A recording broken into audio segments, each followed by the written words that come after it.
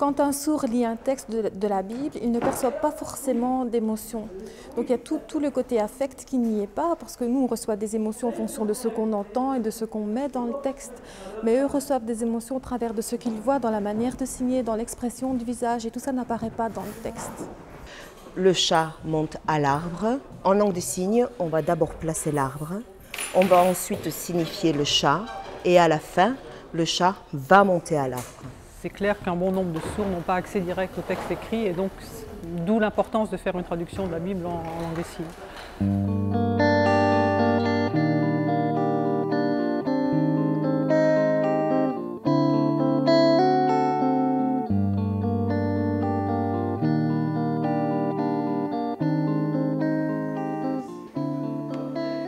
L'Alliance biblique française est une association interconfessionnelle qui travaille à la traduction et à la diffusion de la Bible.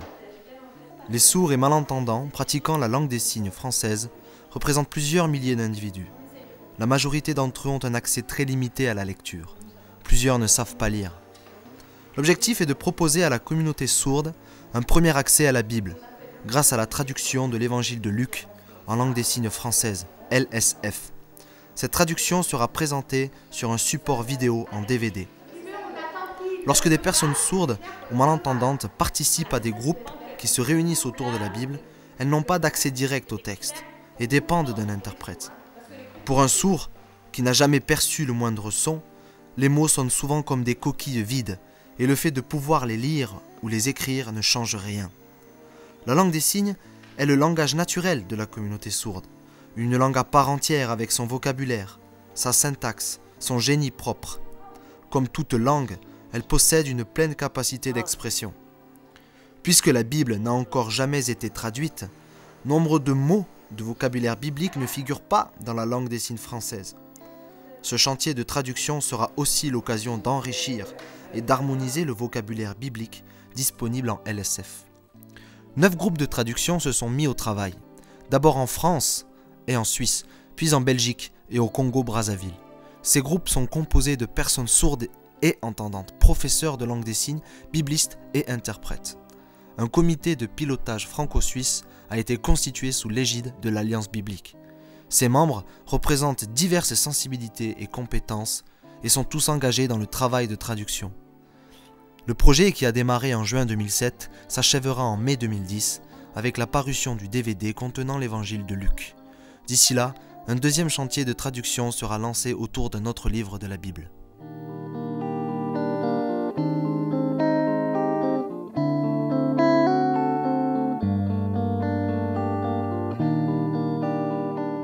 Nous apprenons notre langue qu'on appelle langue maternelle grâce à nos parents qui nous parlent dans cette langue et grâce au bain de langage, on apprend cette langue. Par contre, les sourds, seuls 5% d'enfants sourds ont des parents sourds. Donc eux, ces 5% apprennent la langue des signes comme nous apprenons notre langue maternelle. Mais les autres sourds, pour les autres sourds, l'acquisition de la langue est plus complexe puisque ce n'est pas leurs parents qui vont leur transmettre, ou si leurs parents la transmettent, c'est qu'ils sont entendants, ils vont l'apprendre et donc le mode de transmission est tout à fait atypique. Une deuxième caractéristique de la langue des signes, c'est que c'est une langue orale. Ce n'est pas une langue vocale, mais c'est une langue orale au sens qu'elle n'a pas d'écrit. Donc comme les langues africaines, etc. Donc maintenant, on commence à considérer que les vidéos sont une espèce d'équivalent de l'écriture de la langue des signes.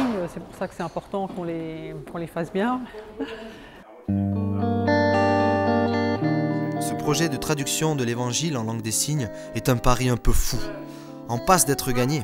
9 groupes de traduction de pays différents avec des sensibilités et des niveaux de langue différents ont travaillé 2 années durant, chacun sur une partie de l'évangile de Luc. Les traductions, après avoir été filmées, étaient ensuite testées et corrigées dans les autres groupes, puis retravaillées encore. Des rencontres de coordination régulières ont permis d'harmoniser la méthode de traduction et le vocabulaire utilisé. Le défi était de tenir ensemble un niveau de langue des signes compréhensible par tous et une fidélité exigeante au texte biblique original.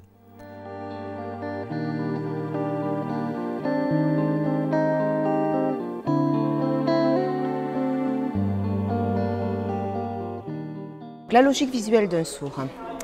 Nous, entendants, nous avons l'habitude de recevoir toujours les messages à l'oral et d'une structuration de la phrase orale.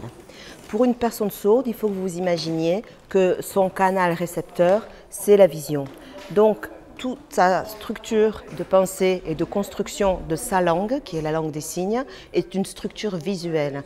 C'est-à-dire que toute la structure, la grammaire et la mise en place du vocabulaire dans la phrase en langue des signes est ordonnée par d'abord le placement du décor, ensuite des personnages, et les personnages entrent en action à la fin.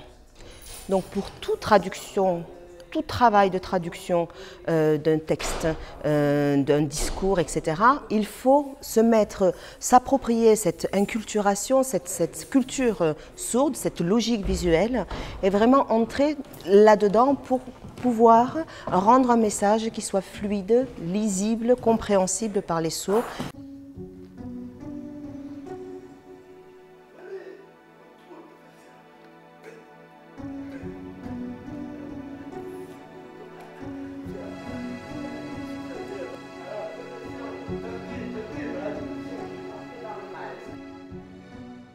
Le projet a simplement débuté avec la venue des sourds pour un séminaire dans une maison pour parler d'un projet de DVD, de traduction en langue des signes d'un évangile de la Bible.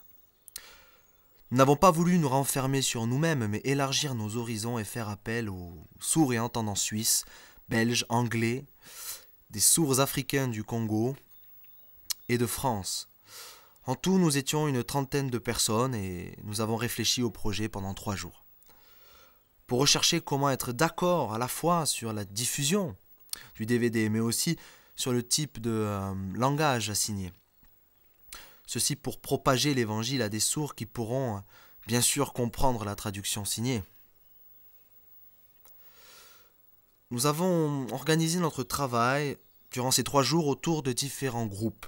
Un groupe de recherche pour les signes, un groupe de travail sur la technique vidéo, un groupe de réflexion pour la diffusion et enfin un groupe de coordination et d'information. Tous ces groupes ont échangé leurs travaux et ont décidé que le projet durerait 3 ans.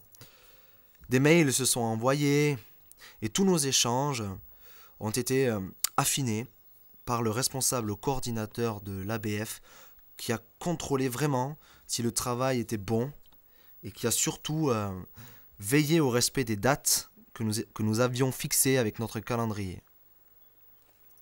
Les sourds sont entrés bénévolement et très enthousiastes dans ce projet, motivés pour aller jusqu'au bout et motivés pour enfin réussir à diffuser la parole de Dieu.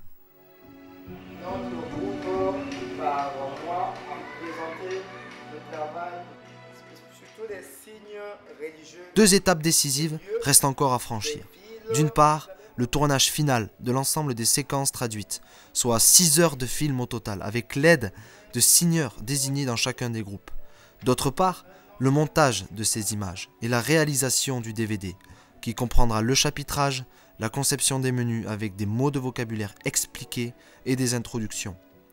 Le financement de la première partie de ce projet a été assuré grâce au soutien de donateurs individuels, d'églises ou d'aumôneries travaillant avec les sourds.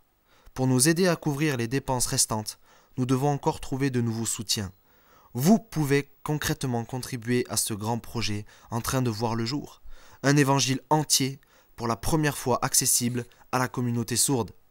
En Suède, aux États-Unis, en Australie, au Costa Rica et en Corée, les sourds disposent déjà de la traduction des livres de la Bible dans leur propre langue. En France, en Suisse et dans la francophonie, les sourds et malentendants représentent des dizaines de milliers de personnes. La plupart d'entre eux n'ont jamais eu accès à la Bible, faute de la recevoir dans leur propre langue. La Bible porte dans ses récits, ses prophéties, ses poèmes, la quête spirituelle de l'humanité et des questions de toujours. Notre ambition est de permettre à chacun, sourd ou entendant, croyant ou non, d'accéder à ces trésors.